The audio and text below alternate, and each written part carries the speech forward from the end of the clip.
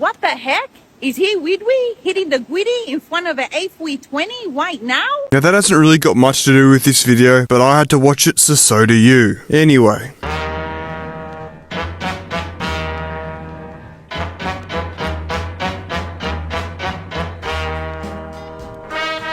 Air travel.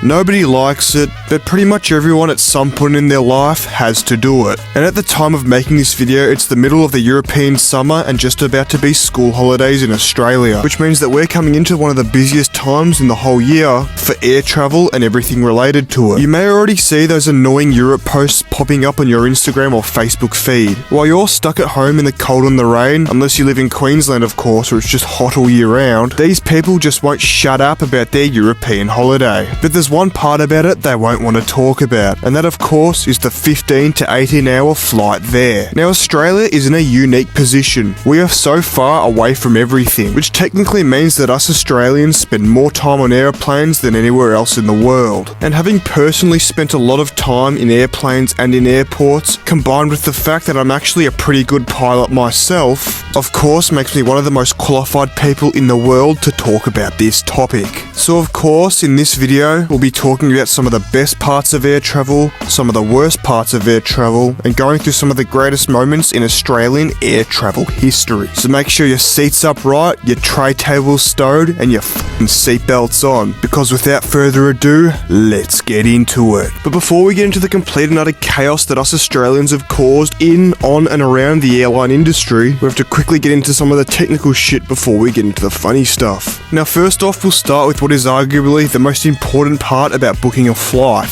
the price. And due to the fact that even within Australia everything is so far away from each other, I mean just look at this. This is Australia compared to the USA, which has 50 states instead of 6, and this is Australia compared to Europe, where most countries are smaller than Australia's states. Now this here is the route from Melbourne to Sydney. It's roughly an 850 kilometre drive and takes about 8 to 10 hours. And this is a similar length drive in Europe, going from France, through Belgium, through Germany, and eventually ending up in Denmark. In the same distance that you travel between 2 states in Australia, you travel between 4 countries in Europe. And a flight from Melbourne to Perth, which is the world's most isolated major city, takes longer than a flight from Melbourne to Auckland in New Zealand, a completely different country. Then of course, on our right, we have the United States of America, where the closest airport on the mainland is LAX, which is a 15-hour flight from Sydney. And then of course the flight from Perth to London, which is the 4th longest continuous flight in the world. And these consistent long distance flights mean one thing and one thing only: they're expensive. That flight specifically is $1,300 each way, totaling $2,600 for the round trip. But if you're going to Europe or somewhere along those lines in peak times, prepare to pay almost double. But then of course, to add insult to injury, we have Qantas. Now unlike every other country in the world, there aren't really that many airlines based in Australia. We have Qantas, who also own Jetstar. Then we've also got Virgin Australia and Rex, which is about to go bankrupt. Not to mention all the other airlines like Tiger Air and Bonza that have already gone bankrupt due to one thing: the Qantas monopoly. Compared to all the other airlines, Qantas basically own the country. Between them and their baby company Jetstar, they cover the most routes, have the most frequent flights, and so on and so forth, covering about 65% of Australia's domestic air travel. And when you have a monopoly on an industry, it means you can do the classic price gouge. Hey, don't get me wrong, I'm all for turning a profit. Don't believe me? Here's an ad. I hope that worked. If it doesn't, it'll be a bit awkward.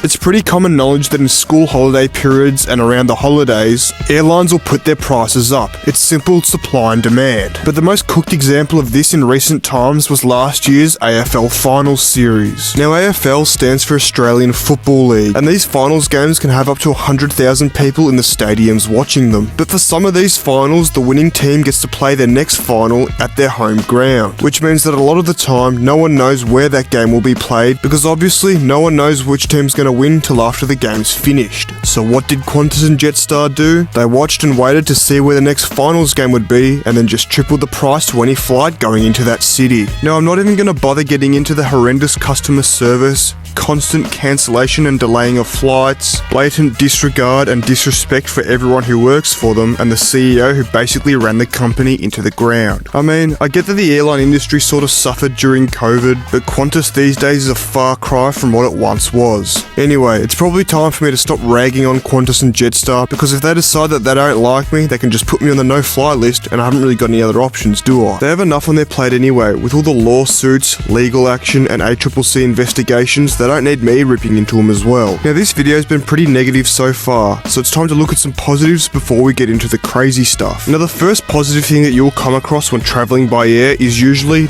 duty-free. This is a store in the international part of the terminal where you don't have to pay any tax. Now, while most of the savings aren't really that good, like Apple products being about 10% off because you don't have to pay GST, the real savings come in the booze and cigarette section. In Australia, any alcohol you buy is usually taxed between 20 and 65%, depending on what kind it is. But when you come to duty-free, you don't have to pay that tax, meaning that you can save a whole lot of money. But keep in mind, you sort of do have to have an international flight booked and a passport, and of course the Australian passport is the most expensive in the world, but hey, at least you get to buy booze and cigarettes for almost normal prices. Then of course we've got the plain beers. Now Qantas is the best for this. You get free beer, wine or whatever when you fly with them. And when I went to Bali earlier on this year, I put that to the test. And surprisingly, they didn't seem to be too stingy about it. And this abundance of free beer more than made up for the debacle that happened earlier when our flight was delayed over an hour because someone broke one of the tray tables, requiring Qantas to call in an engineer to fix it, and this is what they did. But of course, plain beers can be dangerous. If you're sitting on a window seat on a long flight and having to constantly go to the toilet and piss like a racehorse, you're gonna start to piss your neighbours off. So if you plan to get your money's worth on plain beers, make sure you're sitting in an aisle seat. That way you've got a clear shot and won't make any enemies. Anyway, now that you've sat through like 6 minutes of me whinging about airlines and about 30 seconds of me praising the positives, it's time to get into the best moments in Australian airline history. And I'll say this, despite the bullshit that these airlines put us through, I think we've more than made up for it with the amount of bullshit we've put them through. So without further ado, let's get into it. Starting off with an honourable mention of sorts, and that of course is the case of Chappelle Corby. Now while this story is sort of more suited to my previous video, it sort of also fits the guidelines for this one as well. Now this one is an honourable mention because unlike the ones that you're about to see, it didn't really ruin anyone's time on the plane, and the plane actually made it to its destination and wasn't turned around. Only after the landing was when the trouble began. On the 8th of October in 2004, Chappelle Corby flew into Bali from Sydney, and when she arrived in Bali, they quickly found that there was 4.1 kilograms of marijuana in a boogie board bag. Now obviously she denied any wrongdoing, and whether she did it or not or was set up, who knows. And after doing 12 years of jail and parole, she was finally sent back to Australia in May of 2017. And she seems to be doing well for herself now, doing social media and even appearing on Dancing with the Stars. But this isn't the only case of Australians smuggling drugs through the airports into Indonesia, which of course has the death penalty for doing so. We had the Bali 9 who faced a similar fate for doing a similar thing, where only 5 of the 9 people convicted were sent back to Australia in December of 2024, and then the other week I saw this video of this dude getting busted with a bag full of cocaine in his pocket while riding a scooter in Bali. Anyway, honourable mentions over, let's get into the proper stuff. Now this next one is quite possibly the most outlandish one in Australian aircraft tomfoolery history. On the 6th of March 2025, a 17-year-old boy broke into Melbourne's Avalon Airport through a hole in the fence wearing high-vis to blend in. He walked up the stairs and onto Jetstar flight JQ610 that had 150 to 160 people on board, where obviously he was stopped when they found out that he wasn't meant to be on the plane. But this is where it gets crazy. He then pulled out a shotgun and told the plane that he had bombs in his bag. Now naturally, the people on this Jetstar flight didn't exactly take kindly to this. Are you taking the piss, mate? So this passenger, Barry Clark, who happened to be an ex-boxer and sheep shearer, alongside the pilot and a bunch of other dudes, managed to pin this little scrawny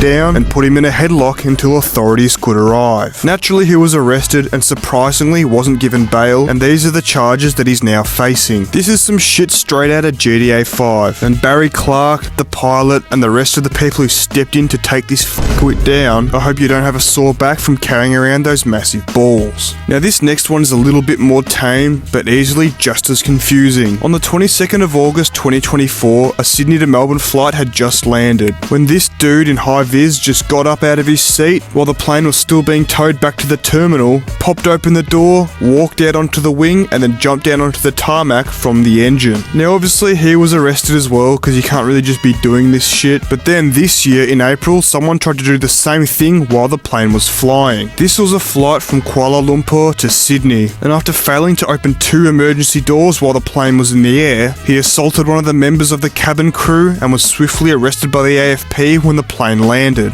Now this next one is about a flight from Perth to Sydney where a man was so drunk off plain beers they had to turn the plane around. Apparently he was verbally abusing flight crew, refused to put on his seatbelt, and became aggressive when denied more alcohol. He then locked himself in the bathroom, making the situation, quote, unmanageable, so of course they had to turn the plane around and land back in Perth where the man was arrested. And with fines for this incident totaling $17,630, that's one expensive crash out. Now this next one was on a Jetstar flight from Melbourne to Bali, where about 2 hours into this flight, a woman started to verbally abuse passengers and crew, threatening to vomit and urinate on them. At one point she even walked up to the cockpit door and started banging on it before punching someone in the face and knocking his glasses off. Now apparently all of this happened because she thought her phone was stolen. Jetstar says the woman became increasingly disruptive, accusing passengers of stealing her phone. But at the end of the day, the plane was turned around back to Melbourne, and surprise surprise, she was swiftly arrested. Now I've saved the best one for last as per usual, and this one took place on Monday the 27th of May 2024. About an hour into this Virgin Australia flight from Perth to Melbourne, a male passenger, stripped naked, ran down the aisle and banged on the cockpit door. He then knocked a flight attendant to the floor, which caused panic among passengers. You don't say.